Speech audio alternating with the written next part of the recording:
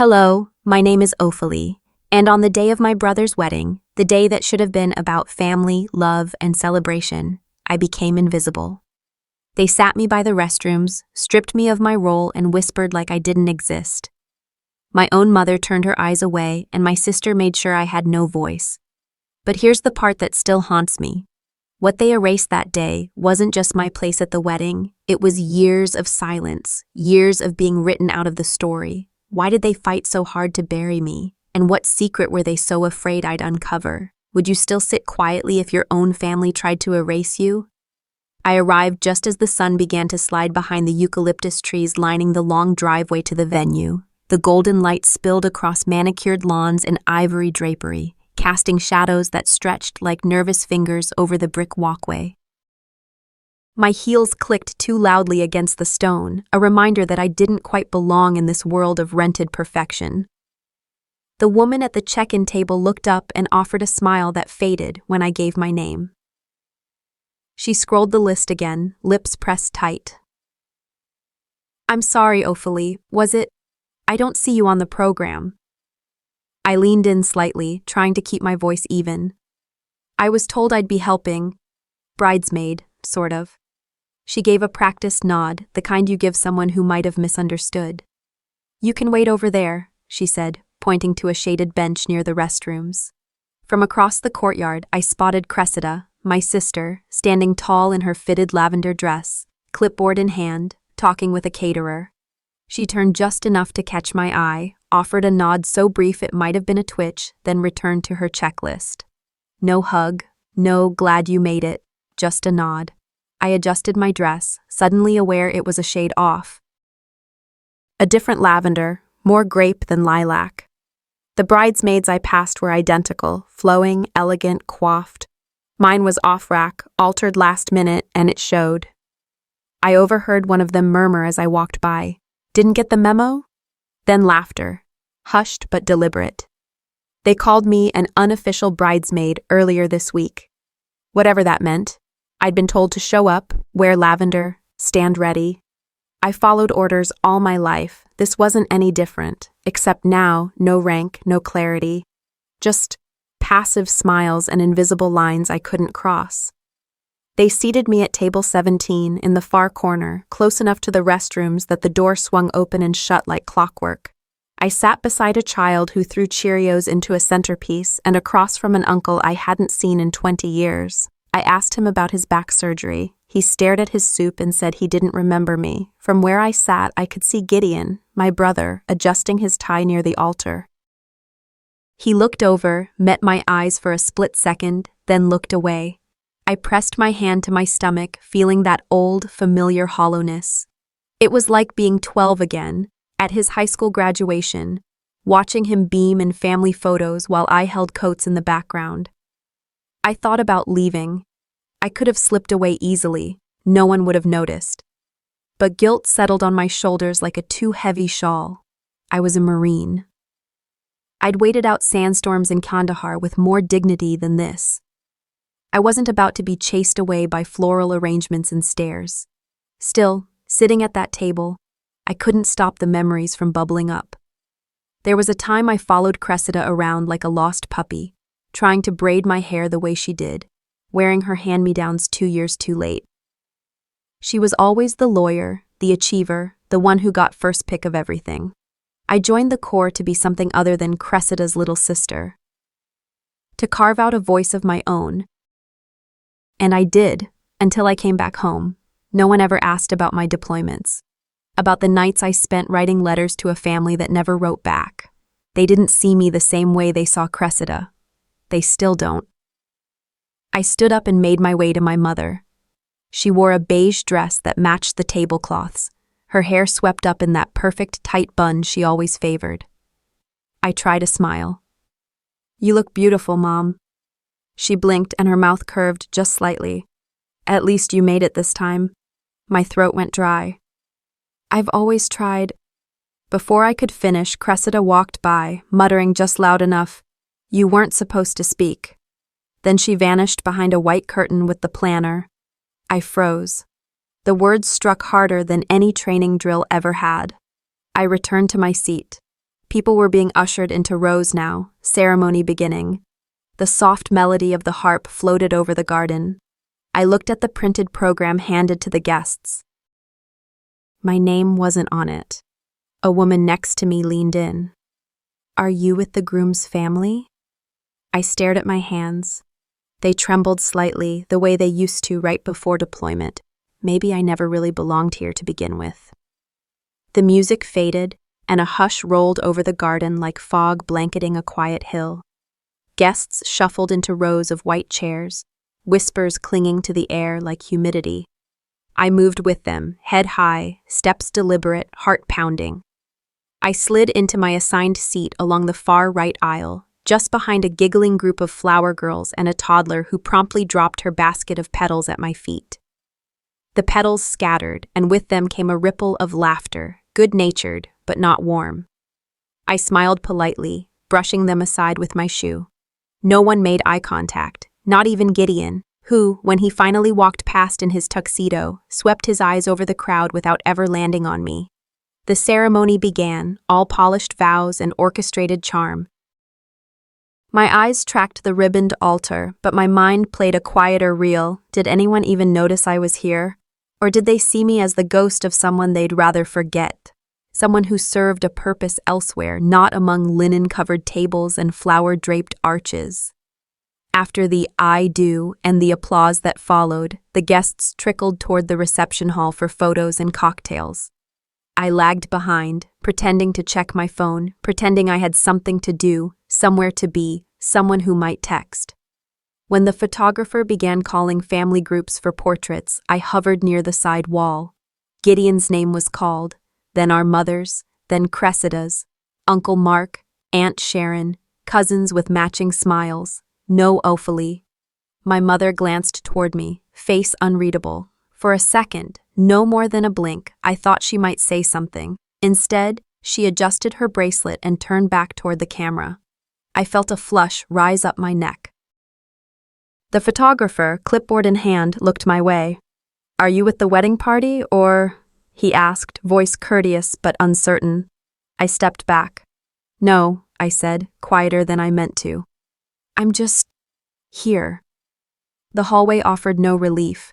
I stood against the paneled wall, letting the cool air hit my face. That's when I felt her. "Should have stayed in Virginia." Cressida's voice slithered past my shoulder.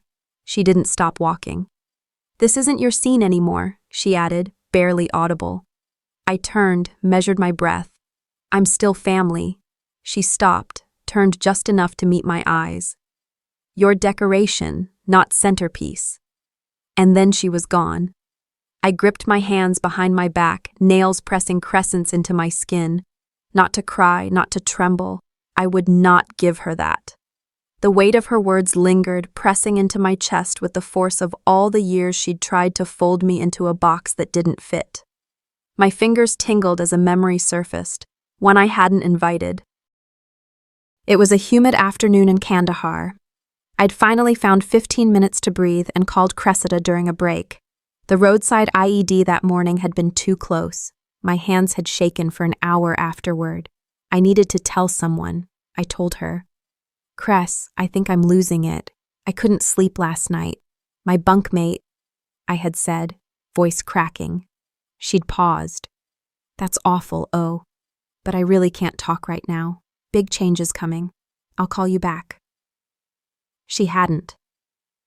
Now standing under the same California sun that once warmed our childhood lawn, I felt that old ache sharpen into something new. Not just betrayal, abandonment. The glass clinked somewhere behind me. Champagne. Laughter. I squared my shoulders and rejoined the crowd. I picked up a flute of sparkling wine and raised it high when no one was looking. "To surviving all kinds of wars," I whispered. Some more silent than others. A few people turned. One of my older cousins gave a small clap, unsure whether it was sarcasm or sentiment.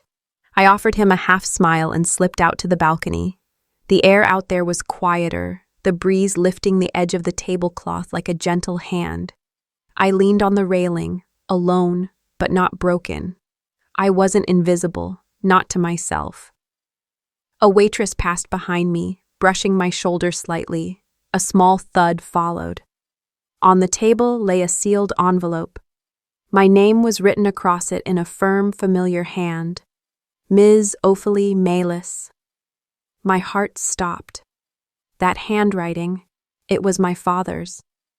But Dad died 3 years ago. Who would dare bring him back now? The envelope crinkled softly in my hand as twilight cloaked the garden balcony in hues of lavender and gold. The last flickers of sun danced across the flap, as if daring me to open what had no right to exist. My father had been gone 3 years. Yet his handwriting, sharp, clean, unmistakably his, stared back at me like a ghost come to settle unfinished business. I opened it slowly, afraid the ink might smudge under my trembling fingers. Inside was a folded military commendation, one I'd never seen. It praised my discipline, my courage during the Kabul logistics breakdown, and bore the seal of the Marine Corps. Underneath it, in my father's careful cursive, was a letter. "Ophalie," it began. "You became a soldier when we couldn't protect you. You didn't wait for permission to be brave. I see you now, not as the quiet daughter who watched more than she spoke, but as a force the world underestimates." I stopped breathing for a second. I wasn't always fair. Your silence wasn't absence. It was strength. I wish I'd said this sooner. Tears welled up and I let them fall, their warmth streaking the corners of my eyes as the night breeze cooled my face. His words, so few, carved more deeply than any ceremony ever could. I pressed the letter to my chest like a medal earned not on the battlefield but in the trenches of family silence. Something else slipped out, another sheet of paper, folded, typed, but unsent, a draft email. The header made my heart seize. Gideon Maylis. Before you say "I do," I scanned the lines quickly, my breath catching on each phrase. She knows how to control a room. She's already changed you. If you marry into manipulation, you'll regret it. I see through her. My father had seen what I had tried for years to explain. He had tried to warn Gideon, and yet he never sent it. Why? Fear? Doubt? Or just time slipping through his fingers until it was too late? I folded it again, slower this time. My hands didn't shake from shock now, but from the weight of holding something that could shatter what remained of my brother's loyalty. What good would this truth serve if he wasn't ready to see it? 6 months ago, at Fort Bragg, I'd sat in the gray silence of the command tent, papers in hand, considering skipping this wedding altogether. My CO leaned against the folding desk, arms crossed. "Sometimes being present," she had said, "says more than any absence can." That was the push I needed. Afterward, I hit the range, the recoil of the M16 grounding me in the rhythm of resolve, aim, breathe, fire. I needed that same steadiness now, not for combat, but for my own peace. I tucked the unsent email deep into my purse. Inside, Gideon's voice lifted over the clinking of champagne glasses. I stepped back through the doors, keeping to the edge. He stood beside Cressida, their hands linked, polished perfection on display. "I've learned what unconditional love means," he said, eyes fixed on her. "She taught me that." A laugh caught in my throat and died there. Was it bitterness? Pity? An uncle nearby leaned toward another guest, whispering, "Isn't that the girl who used to patch his football jerseys?" "Yeah, that was me." I didn't raise my glass. I just stood in the corner, the noise around me blurring, the letter in my purse heavier than any sidearm I'd ever carried. The crowd began to disperse after the toast. I turned to step outside again when a voice stopped me. "You're his sister, right?" An older woman, maybe late 60s, hair pulled back in a tight silver twist, approached slowly. She looked like she belonged here, and yet moved like she didn't. "I saw something earlier," she said, her voice low. "Something you need to know." I met her eyes fully, a quiet resolve building in my chest. What she said next made my skin crawl. The garden behind the venue was quieter, the laughter and clinking of champagne glasses fading into a gentle hum behind me. Tiny string lights zigzagged above the narrow stone path, casting amber halos onto Aunt Lorraine's white curls as she poured us both a glass of red wine. She didn't speak at first. She just passed me the glass and looked out at the darkening hedges like she was watching a movie only she could see. Then, with the ease of someone dropping a stone into still water, she said, "They planned your invisibility." I blinked. What? I heard Cressida talking to your mother last week when they thought I was asleep in the guest room. She turned toward me, her eyes soft but unflinching. Cressida said, "Just make sure she doesn't take the mic. She'll ruin everything like she always does." Your mother didn't argue. The wine in my hand turned bitter. I wanted to pretend it didn't sting. I wanted to act like it didn't matter. But there was something raw about having the quiet manipulations confirmed. It made me feel both vindicated and more alone than ever. "They really didn't want me here," I said quietly. Lorraine sighed. "Sometimes the ones we fight to stand beside are the very ones pushing us into the shadows." Inside, I found the reception coordinator near the kitchen. She was holding a clipboard and barking directions at a busboy when I stepped in front of her. "Excuse me," I said, voice even. "I was told I'd be giving a toast tonight. I'd like to know when." She froze. Oh, I'm so sorry. The program changed last minute." "They didn't tell you?" I looked down at the clipboard.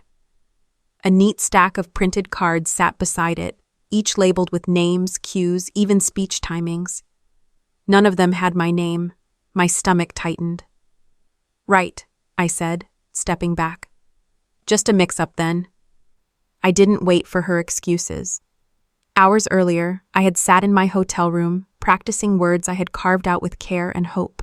I'd opened with a childhood story, Gideon teaching me how to ride a bike by letting me fall but always picking me up. I had planned to toast his loyalty, to say I was proud of the man he became. I had ended the speech with this: "Family isn't chosen, but it can still be cherished." The words would never be heard. Back at the bar, I bumped into Damien. Of course, it had to be Damien. He looked me up and down and grinned like nothing had ever happened. "Didn't recognize you without camo and attitude." I stiffened. Cressida slid in beside him, laughing as if on cue. "Oh, come on, Damien. Don't poke the bear." It wasn't just what they said, it was how everyone around them watched, quietly amused, ready to write it off as harmless banter. I didn't respond.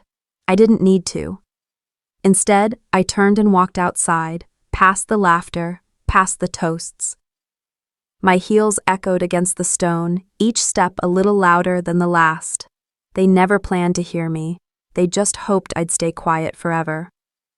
I pulled out my phone and canceled my hotel reservation. Then I ordered an Uber. Destination: base. When I stepped back into the reception hall to retrieve my purse, the air felt charged, like something had shifted. Then, crash! A glass shattered near the head table. I turned instinctively. Gideon stood frozen, eyes locked on mine, and for a breath, a beat, it looked like he saw me, not just as a sister, not as a nuisance, but as someone real. The sound of shattered glass still echoed in my ears, but I didn't flinch. I held Gideon's gaze just long enough to let him see that something had changed. Maybe he couldn't name it, hell, maybe he didn't want to, but I knew it. I wasn't the little sister standing in the background anymore. I was done playing that role. He looked stunned. Maybe he thought I'd cry, or sit back down. But I didn't. I walked past him, straight through the murmuring guests and out into the lobby with my chin lifted and spine locked in place. The air felt thicker out here, but clearer, like a storm had swept through and taken everything fake with it. In the coat room, I found my bag. Something felt off. My fingers dug in like muscle memory, reaching for the envelope, the one with Dad's letter, his unspoken truths. It wasn't there. Panic licked up my throat like wildfire. I opened every zipper, every pocket, even the side pouch I never used. Empty. I turned, sharp as a blade, and made my way to the reception coordinator. She stood behind a table adjusting gift bags, her smile saccharine and slow. "You moved my bag. I said flatly. She looked up, still smiling. Excuse me? My military bag. It was zipped. Now it's not. Something is missing. She gave a small, practiced shrug. Nothing's ever really safe in public spaces, dear. I stared at her. That wasn't an answer. That was a warning disguised as etiquette. Someone had gone through my things. Someone had taken my father's letter. My heartbeat pounded like boots against dirt. I knew exactly who would want that letter silenced. I turned and walked back into the main room. My footsteps felt like gunshots against marble. The clinking glasses and string music seemed to hush as I neared the head table. I didn't wait for silence. I didn't need a mic. If you think erasing a dead man's truth makes your lies more noble, you're wrong. Cressida's head snapped toward me, her champagne flute frozen midair. Gideon stood halfway, like he couldn't decide whether to stop me or defend me. I raised my hand toward him, not pleading, just steady. This ends tonight, I said, my voice clear but not loud. I'm not the family you get to mute. I didn't wait for a reply. I didn't need one. The room was silent. No gasps, no applause, just a stillness that settled deep and long. But I saw a flicker. 2, maybe 3 older guests giving the smallest of nods. One leaned over to another and muttered, "About time." That was enough. Outside, I felt the cool night air hit my face like a baptism. It didn't wash away the anger, but it gave it shape. I pulled out my phone and opened the voice memo app. "Dad," I whispered. I tried. I told them. I ended the recording, not to erase him, but to preserve me. Aunt Lorraine caught up with me as I neared the car. She handed me a small envelope. He gave me this too, just in case. Inside was a duplicate of the commendation letter. My hands trembled, less from shock, more from the ache of being seen. "He didn't trust Cressida," Lorraine said gently. "You were right to fight." For the first time in years, I believed it. I walked toward the parking lot, every step peeling off a weight I hadn't realized I carried. I was almost at the car when I saw him. A man leaned against the hood, arms crossed, eyes sharp. "You're Malis, right?" he said. I paused. "Your dad and I served together. We need to talk." Something about the way he said need made me stop breathing for a second. The air in the parking lot was sharp, filled with that late summer stillness only found in small towns after midnight. I stood frozen, my fingers curled tightly around the envelope Aunt Lorraine had handed me just moments ago. The man beside my car hadn't moved, just leaned there with quiet patience, as though he'd been waiting for this moment longer than I'd been alive. "You're Malis, right?" he asked again. The lines around his eyes hardened from too many sunrises and too many deserts. "Your father and I served together." I didn't answer. Not right away. "My name's Marcus Heller," he continued. "He trusted me to find you, if things went bad." "What kind of bad?" My voice was steady, but I felt something unraveling inside. Marcus handed me a small thumb drive. "Start with this. Your father was looking into something that didn't sit right in Kandahar. He started asking the wrong questions, got the wrong people's attention. Then he got reassigned, but before that, he made backups." I stared at the drive in my palm. It was lighter than it should have been, considering the weight it seemed to carry. "Why now?" I asked. "Why bring this to me tonight?" He gave a weary smile. "Because someone at that wedding knows exactly what he uncovered, and they've been keeping you out for a reason." I didn't ask how he knew I'd be here. I was too tired for more lies. He nodded once, then disappeared into the night like he'd never been there at all. Back at the motel, I dropped my bag on the sagging chair and locked the door twice. The envelope was still tucked in my pocket, but I reached for my own luggage, instinct telling me something was off. It was. The secondary flash drive I'd packed, my personal backup, was gone. Gone. I sank onto the edge of the bed, every hair on my body standing up. They'd been in here. Someone had gone through my things. My phone buzzed. Gideon, finally. But it wasn't a call. "I let it go, Ophi. Not tonight." I stared at the words, feeling the breath knocked out of me like I'd taken a hit to the ribs. I replied, just 2 words. Did you know? No answer. The screen stayed dark. Suddenly, I was back at Fort Bragg in my mind, 6 months earlier, standing in the locker room, hands wrapped tight around a water bottle I hadn't opened. My commanding officer had asked why I wasn't going to the wedding. I'd said, why show up where I'm not wanted? He'd looked at me and said, because presence matters. Silence can be a prison if you build it yourself. So I'd shown up, and now silence had met me at every door. I plugged in Marcus's thumb drive, every nerve on high alert. The files loaded slowly, videos, transcripts, encrypted folders, but one stood out. A voice memo labeled, "For Malis." I clicked it. Hey baby girl, if this is reaching you, I guess I'm not around anymore. Dad's voice was grainy, strained, but familiar. I tried to blow the whistle, but I wasn't the only one with secrets. Your brother, he knew. He tried to stop me, told me I'd bring shame to the family. I couldn't breathe. They'll come for the papers, the medals, even my memory. But don't let them take you too. You always had the fight in you, more than me, more than any of them. The file ended with static. I sat there for a long time, and then I stood up. I stared into my phone's camera. My voice came out steady, every word clear. My name is Malis Ophalie Donovan. My father died with truths in his mouth, and people he trusted kept them buried.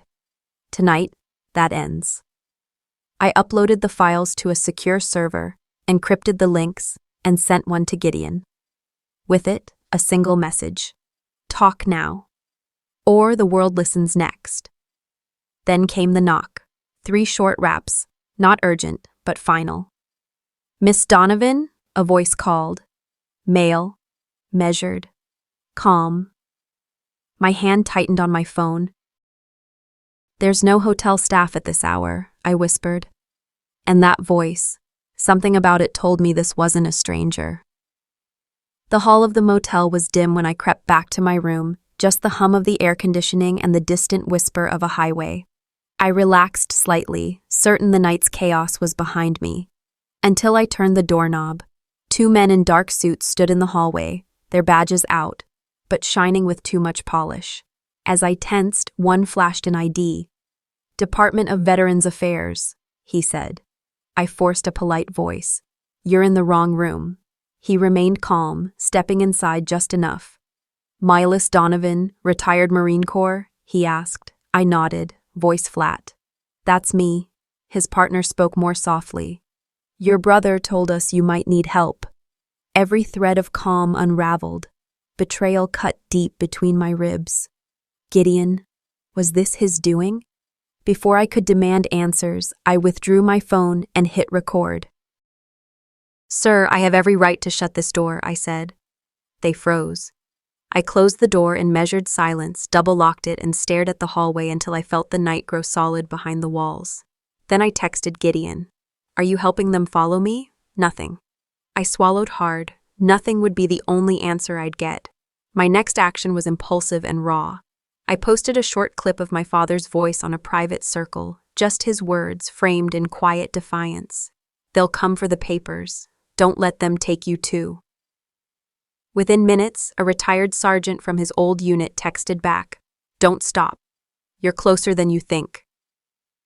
Then another, an anonymous username replied. Not everyone wants that story out, Malis. People disappear for less. I felt the room shift around me, a ripple of fear and allies forming at the same time.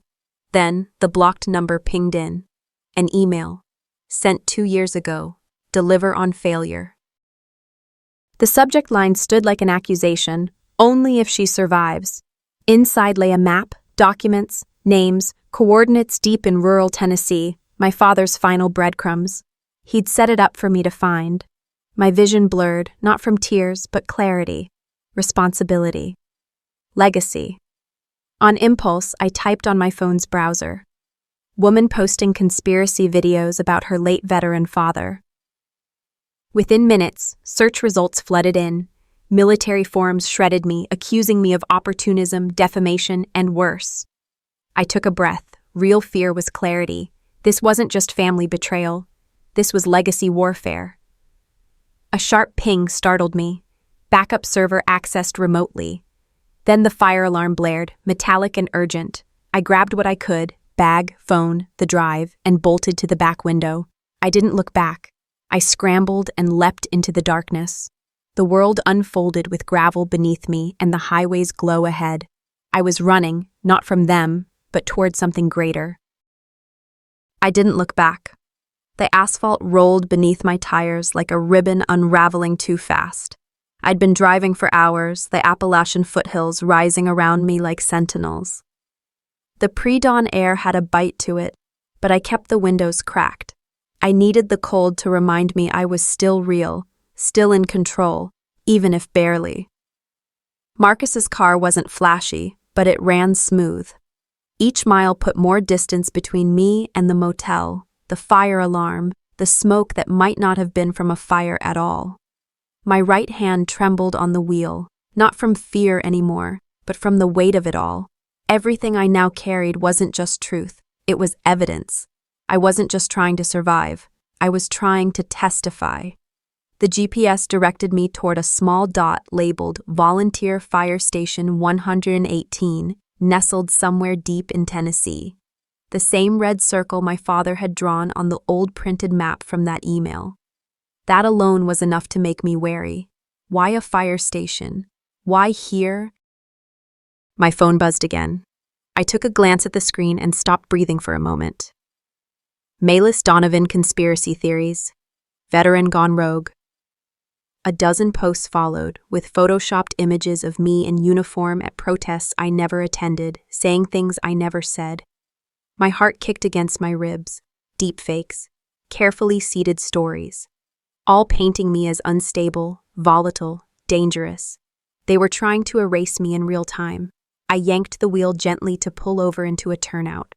My fingers worked fast. I scrolled, screenshotting every post, every altered image, each one another strike against my credibility.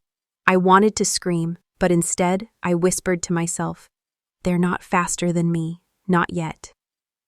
10 minutes later, I reached the fire station. It was barely a building, just a wide garage, red door half peeled, a flag limp on its pole. The sign above the faded door read Public Emergency Dispatch Access. I hesitated, eyes scanning the quiet road. Then I grabbed the drive, the envelope, and walked in. A lone man sat behind a desk. He was maybe in his early 40s, reading a paperback with one boot on a heater vent. He looked up, startled. "I need your landline, and a computer if it's connected," I said, not bothering with pleasantries. He blinked. This is public property. I'm a veteran, and this is about national security."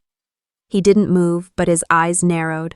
After a pause, he reached under the desk, pulled out an aging desktop monitor, and motioned toward it.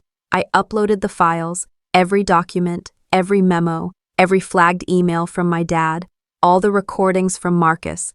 I didn't know how long I had, but I needed redundancy, cloud backup, external server, USB duplication, everything. As I clicked send, a notification popped up from a whistleblower forum, post received and queued for peer validation. Pending verification within 24 hours. Then a second one, unprompted. Video posted by Maylis Donovan, trending, "If you've erased me, I'll make the world see." The surge of vindication hit me so hard I forgot to breathe. I printed a dispatch permission slip, my name typed hastily as a formality, and headed for the door. The sun was breaking over the hills, a soft orange haze stretching across the valley. The station's fire alarm let off a single shriek. Someone else's morning call. I didn't wait to find out whose. Back in the car, I threw it into gear and started down the road. My muscles burned with fatigue, but my thoughts were clear. This wasn't the end, but it was the turning point. As I curved around the final bend, something flickered in my rearview mirror. A figure under the street lamp. Marcus. He stood there, arms at his side, holding up a small envelope like it weighed nothing and everything at once. He waved once, No words. Just that envelope, and the promise it wasn't over. The sun poured in through the windshield like an old friend arriving unannounced. I hadn't slept, not really, just drifted in and out in the front seat of the car, listening to the soft ticking of the engine cooling and the occasional ping of notifications on my phone. My body ached from the night before, the kind of ache that goes deeper than skin or muscle. But something else was alive in me now. Something I hadn't felt in a long, long time. I scrolled through the messages. My name was everywhere, not in the way Cressida would have ever wanted, but not in shame either. Military blogs were reposting my father's voice memo. Local news headlines trickled in with cautious titles. Veteran's daughter speaks out. But the comment sections were anything but timid. Veterans, spouses, strangers from all walks of life. People were sharing, thanking, asking for more. Some wanted justice. Others just wanted to be heard too. It felt like standing at the center of an earthquake, not quite sure whether I'd be swallowed whole or left standing on new ground. I wasn't sure when I started crying. Maybe when I read a message from a woman named Trish. My dad served with yours. He used to talk about him, said he was one of the few good ones. Or maybe it was the simple line from a stranger, "You made us all visible today." The voicemail started without me touching anything, just one of those quirks when your phone's memory gets tired or fate gets bold. The voice was aged, gravelly, and unmistakable. Ophalie, or Malis, I never knew which name you'd carry forward. This is Sergeant Ellis. I served with your father in Kandahar. We lost more than men out there. We lost truths. But what you did, what you are doing, that's the kind of fight he'd want carried on. You've done what he couldn't live to see, expose the lies and hold your family to the light. My grip tightened on the steering wheel, then loosened just as quickly. I wasn't ready for that kind of praise. But hearing it let something go inside me. I'd been carrying his silence like a secret. Now it felt more like a banner. The phone buzzed again, this time a name I hadn't seen on the screen in days, Gideon. I stared at it long enough that I almost missed the call. But I picked up. You posted that? His voice was tight. You just blew up our lives. I waited a second. I posted my truth, Gideon. He didn't reply.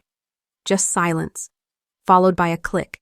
And just like that, the only tether I had left to what once passed for family dissolved. I stared at the cracked diner window in front of me, the neon open sign flickering faintly in the morning haze. Leora was waiting inside. Marcus, too. I took one deep breath and stepped out. The bell above the door jingled like a wind chime when I entered. Leora gave me a small smile, then slid over in the booth. Marcus didn't smile, just nodded. Leora sipped her coffee. You made it through the night. I half laughed. Barely. She reached into her purse. I have someone you should talk to. Investigative journalism. They owe me a favor. Marcus slid a business card across the table. Watchdog Division. Government eyes that haven't been bought. Yet. That little blue logo on the card looked like nothing. But it hummed in my fingers like the key to something. It was a moment before I realized the waitress had returned with fresh coffee. She set the cup in front of me gently, then placed a small folded napkin on top. I looked up at her. She gave me a wink, then walked off without a word. I unfolded it. The writing was shaky, but clear. Thank you for being brave. A veteran by the counter raised his hand in a small salute. Too many truths buried, he said as he paid. Not today. Something broke open in my chest, not pain, not grief, just breath, like I could finally take a full one. Outside, the air was crisper than it had any right to be in Tennessee. I stood for a moment by the door, the sunlight catching on the windshield of the car. A sign across the lot caught my eye. Bold red letters over a white plastic board, Tennessee Veterans Coalition Annual Meeting. Today, open to all. I stared at it for a while. I didn't know what I'd say if I went. Didn't know what they'd say back. But maybe this wasn't about fixing what had been broken. Maybe it was about building something stronger. The meeting hall felt different, more like home than any place I'd stood in years. Sunlight streamed through tall windows, casting warm patterns on the linoleum floor. I walked through a lobby filled with veterans and allies, many of whom had once regarded me with measured suspicion or outright disregard. Now, as they offered nods, quiet smiles, even brief hand clasps, I felt tethered not to family drama, but to a purpose larger than myself. A banner stretched across the front wall. Tennessee Veterans Coalition meeting. Doors are open. The words echoed in my mind. Doors open. Among people finally listening, I felt the kind of belonging that's earned, not given. Lyora caught my eye and patted a chair next to hers.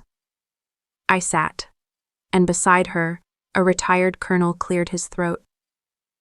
He reached into his jacket pocket, producing a small, faded photo. I recognized it without looking.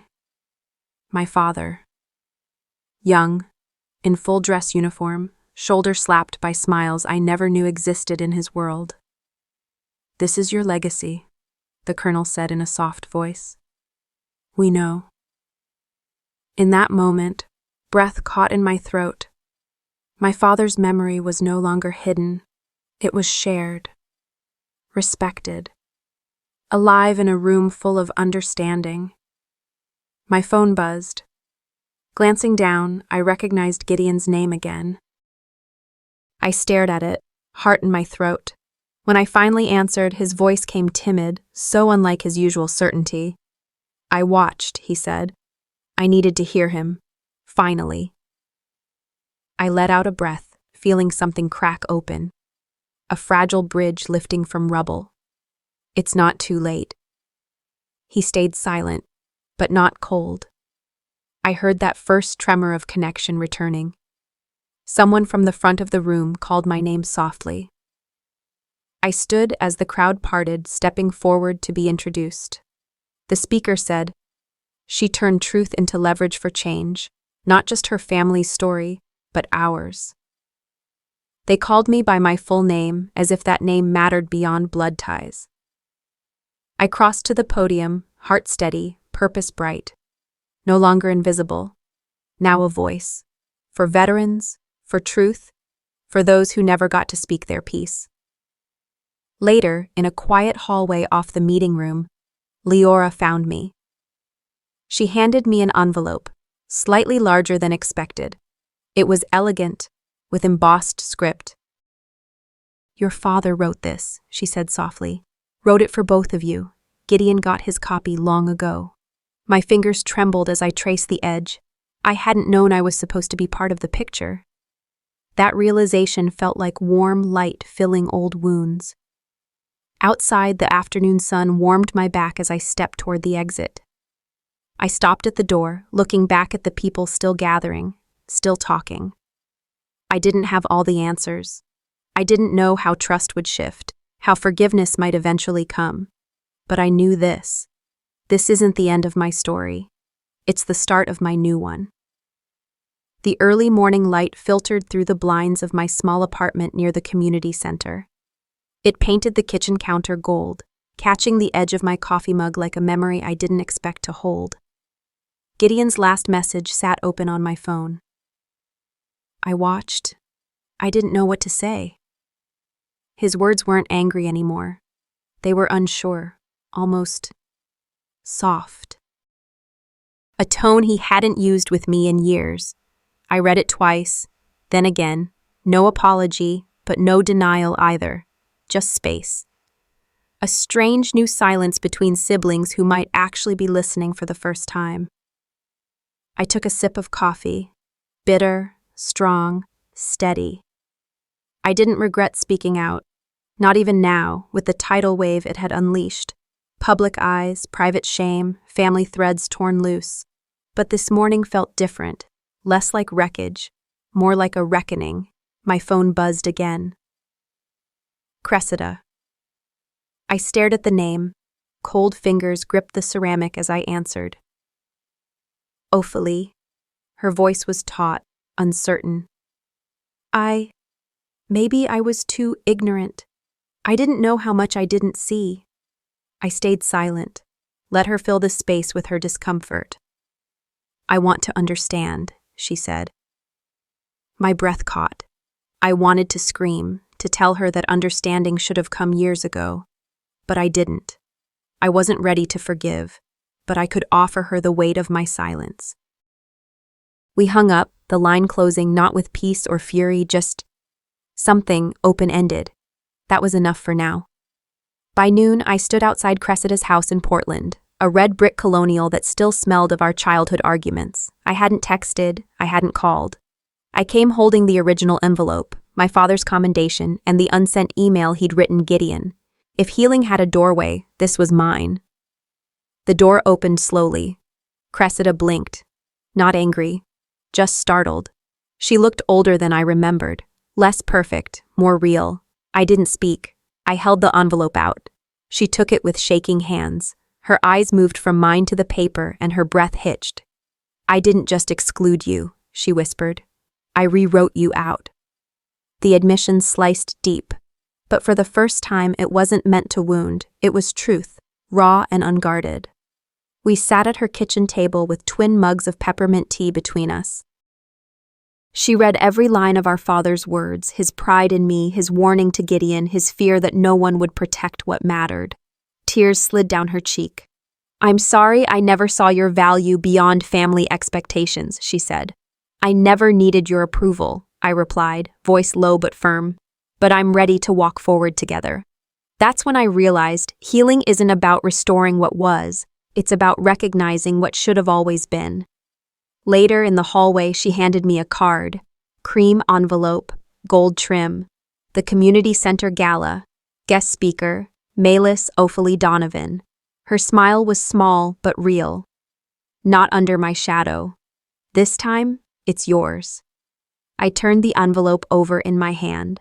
For the first time, I didn't hesitate. I'll be there. I waited in the dim backstage corridor while the hall buzzed with final applause for the evening's gala program. Patriotic banners fluttered overhead in the quiet heat of artificial light. I adjusted my dress and glanced at the empty military duffel beside me. My voice sat ready inside a bag that no longer needed to carry the weight of invisible duty. This was my moment. A steady exhale, a silent hearing of every heartbeat that got me here. I stepped into the glow of the lights.